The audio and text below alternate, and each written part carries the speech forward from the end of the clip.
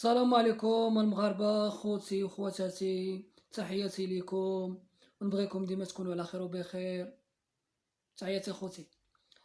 بغيت نقول لكم اخوتي على آه سميتها اسبانيا. اسبانيا باغية تصوب يعني للمهاجرين في اسبانيا، تصوب الوضعية ديالهم ويوليو بوريقاتهم ويوليو قانونيين. والصراحة هاد الخبار اخبار الخير، ونتمناو ديما اخبار الخير للمغاربه. والله يسهل على الجميع، يا الجزائريين يا المغاربه اللي في اوروبا، الله يسهل عليكم كاملين. خوتي اسبانيا كتعترف بالمغاربه كانهم عندهم الكفاءه يعني في جميع المجالات. واسبانيا اعترف الرئيس ديالهم، قال لهم الفضل ديال المهاجرين اللي كيجيو لاسبانيا كيطوروا اسبانيا وكيساهموا في التنميه ديال اسبانيا وكيطلعوا القيمه ديال اسبانيا.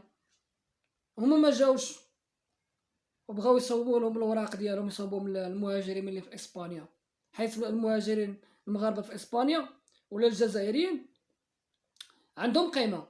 كاين اللي كيخدم كيقدم لهم واحد القيمه وكيعطيوك واحد النصيب ديال الفلوس.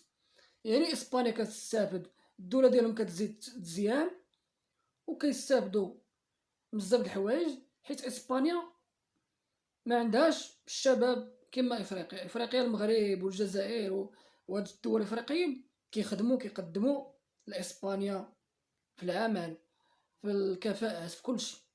يعني مغربي كيخدم على راسو ومعقولين المغاربه، وهادو هما المغاربه ديما كيخدموا بالنيه.